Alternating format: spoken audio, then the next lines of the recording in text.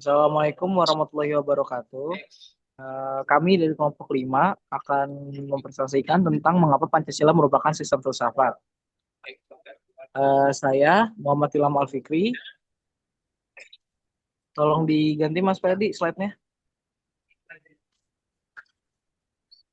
Saya Muhammad Ilham Alfikri dengan teman-teman saya di sini ada Muhammad Alfians Pratama, ada Zahia Rahmadani, ada Muhammad Pasha Radityananda, ada Nafah Labita Mel Faiza, ada Muhammad Nabil Arobi sama Freddy Armansyah.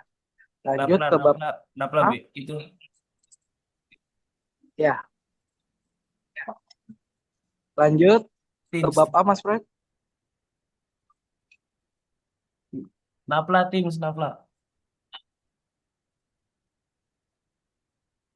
Oke, lanjut ke bab A. Mas Fred ganti slide. Oke. Eh, A yang A, slide A, Mas Fred. Oke, menelusuri konsep masih di nama kelompok Mas Fred. Oke, A menelusuri konsep dan urgensi Pancasila sebagai sistem filsafat di mana ini lahir dari gagasan Soekarno tentang filosofis ke Groundslike berdasar sebagai dasar kerohanian negara dan dipandang sebagai sistem filsafat yang mengandung nilai-nilai mendasar bagi kehidupan bangsa. Di mana filosofis ini tokohnya Sprinoto Goro dan Sastra Padjatra menegaskan pentingnya memahami Pancasila secara kritis agar nilai-nilai dapat diterapkan dalam kehidupan berbangsa dan bernegara. Oke, selanjutnya bab subbab B dibacakan oleh Mas Freddy. Ya, pada menanya Silakan Mas alasan Fred, bab B, subbab B. menanya alasan diperlukannya kajian Pancasila sebagai sistem. Pancasila sebagai sistem filsafat berperan sebagai genetivus objektivus atau objek kajian dan genetivus subjektivus dasar untuk mengkritisi filsafat lain serta orientasi kehidupan berbangsa. Landasan filosofinya mencakup tiga dimensi, ontologis, epistemologis, dan aksiologis. Nah, yang tercermin dalam Undang-Undang Dasar 1945, budaya musyawarah dan gotong royong.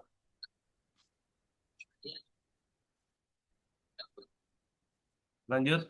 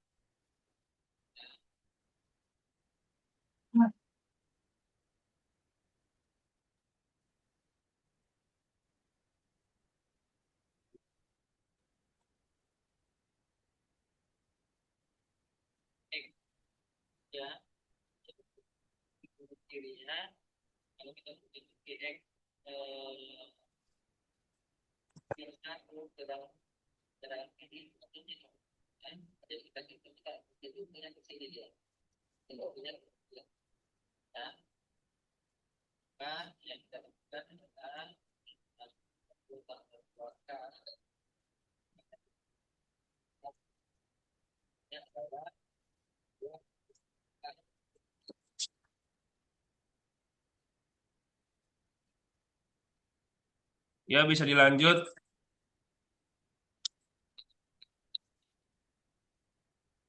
Mas Nabil. Nah, dalam bagian C, lalu sumber historis, sosiologis, Pancasila sebagai sistem filsafat berlandaskan tiga aspek utama, historis, sosiologis, dan politis. Nilai-nilainya lahir dari perjalanan sejarah, budaya, gotong royong masyarakat, serta kesepakatan politik bangsa saat meraih kemerdekaan, menjadikannya dasar bagi negara Indonesia.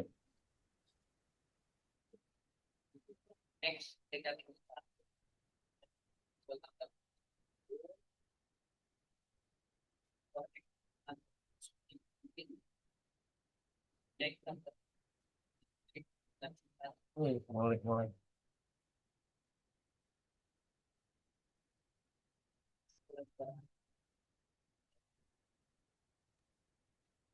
Lanjut.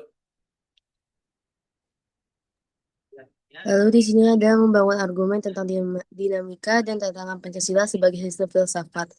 Pancasila sebagai sistem filsafat berkembang sesuai zaman. Pada masa Soekarno sebagai filosofis Groensaik, masa Soeharto sebagai Wilson Shaw melalui P4, dan pada era reformasi mulai terpinggirkan seperti dikemukakan Habibie. Kini Pancasila menghadapi tantangan dari kapitalisme yang menonjolkan individualisme dan komunisme yang menekan peran rakyat dalam kehidupan bernegara. Next. Oke, lanjut mendeskripsikan esensi dan urgensi Pancasila sebagai sistem filsafat. Hakikat Pancasila sebagai sistem filsafat terletak pada keterpaduan 5 silanya membentuk satu kesatuan utuh. Sila ketuhanan menegaskan tanggung jawab manusia kepada Tuhan dalam menjalankan kebebasan. Sila kemanusiaan menempatkan manusia sebagai makhluk monopolaris yang memiliki dimensi individu, sosial, dan spiritual. Sila persatuan menumbuhkan semangat kebangsaan dan cinta tanah air dalam aspek fisik, formal, serta ideologis. Sila kerakyatan menekankan musyawarah untuk mufakat demi kepentingan bersama, sedangkan sila keadilan mencakup keadilan distributif, legal, dan komutatif dalam kehidupan berbangsa.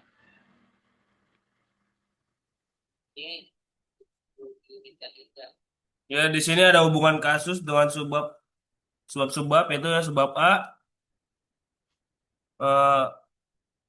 menjelaskan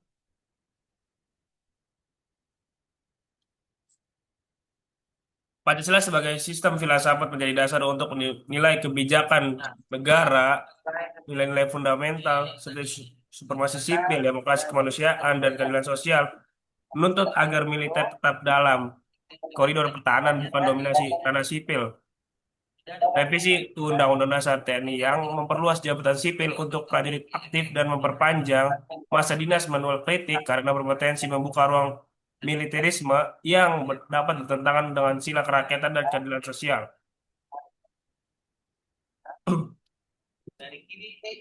Next. Kalau dari kanan dia kan 2, 3, 4, 5 kita terus ya. Selanjutnya mungkin apa? Hubungan kasus dengan subbab B. Kajian filosofis Pancasila menilai bahwa revisi UU TNI bertentangan dengan nilai-nilai dasar Pancasila. Secara ontologis, perluasan peran militer ke ranah sipil mengancam prinsip negara demokratis. Secara epistemologis, kebijakan tersebut mengabaikan pengalaman masa lalu bangsa terhadap otoritarianisme dan semangat musyawarah dalam sila kerakyatan. Secara aksiologis, revisi UU TNI melemahkan nilai demokrasi, kebebasan, dan keadilan, sehingga menunjukkan ketidaksesuaian etis dengan sistem nilai luhur Pancasila.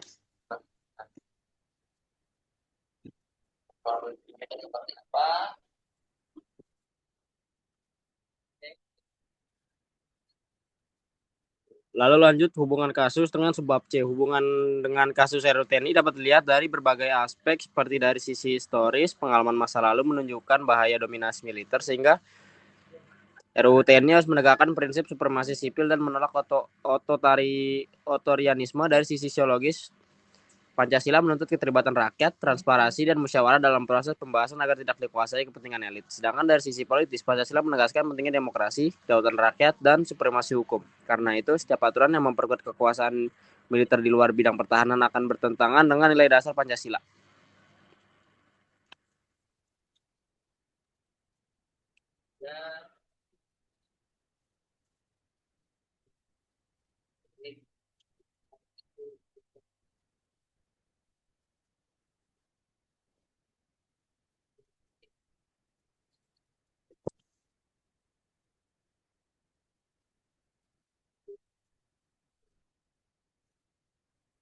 Next.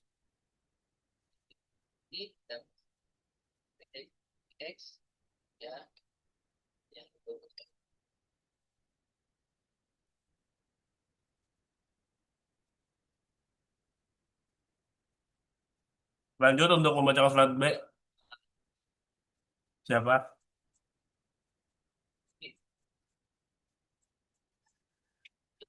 Aduh. Dari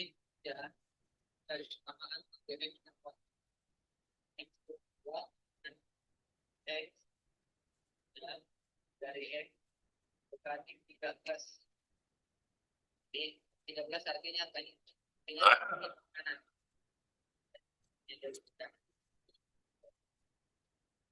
Ya, subbab D. Hubungan antara membangun argumen tentang dinamika dan tantangan Pancasila sebagai sistem filsafat dengan kasus RUU TNI terletak pada penerapan nilai-nilai Pancasila dalam kebijakan negara. Pancasila menuntut agar setiap kebijakan, termasuk RUU TNI, berlandaskan pada nilai kemanusiaan, keadilan, dan demokrasi. Namun muncul dinamika dan tantangan ketika rancangan undang-undang tersebut dinilai berpotensi mengabulkan batasan antara ranah sipil dan militer yang dapat bertentangan dengan prinsip demokrasi. Dengan demikian, kasus RUU TNI menjadi contoh nyata bagi bagaimana Pancasila diuji dalam menjaga keseimbangan antara kepentingan keamanan negara dan nilai-nilai kemanusiaan serta keadilan sosial.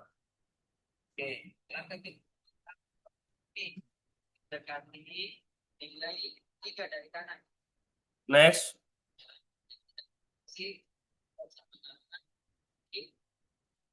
Oke, kita lanjut ke hubungan kasus dengan subbab E. Dalam esensi sila kerakyatan, proses legislasi ini dinilai mengabaikan musyawarah mufakat sejati dengan menepis kritik keras publik.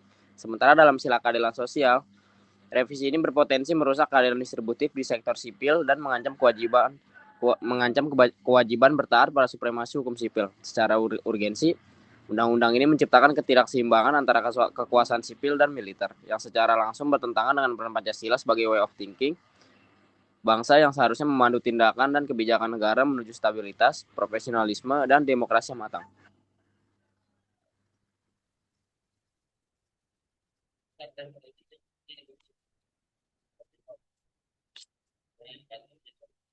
Simpulannya dari RUU TNI ini, Pancasila lahir dari gagasan filosofis Soekarno tentang filosofis Groundslike sebagai dasar kerohanian negara yang dipandang sebagai sistem filsafat yang mengandung nilai dasar bagi kehidupan bangsa. Kajian filosofis oleh tokoh seperti Noto Nagoro dan Sastra Prateja menegaskan pentingnya memahami Pancasila sebagai kritis agar nilai-nilainya dapat diterapkan dalam kehidupan berbangsa dan negara. Jadi, filsafat sendiri ini dibutuhkan manusia untuk menemukan makna hidup dan arah tindakan di tengah kemajuan sains dan teknologi. Titus 1984. Sebagai sistem filsafat, Pancasila berfungsi memberikan dasar rasional, membuka ruang dialog, serta menjadikan kerangka evaluasi dan pemecahan masalah nasional.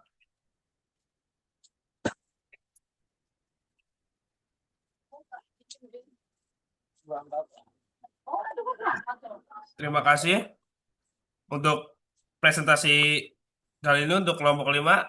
Kami tutup. Wassalamualaikum warahmatullahi wabarakatuh. Waalaikumsalam warahmatullahi wabarakatuh. Terima kasih semuanya.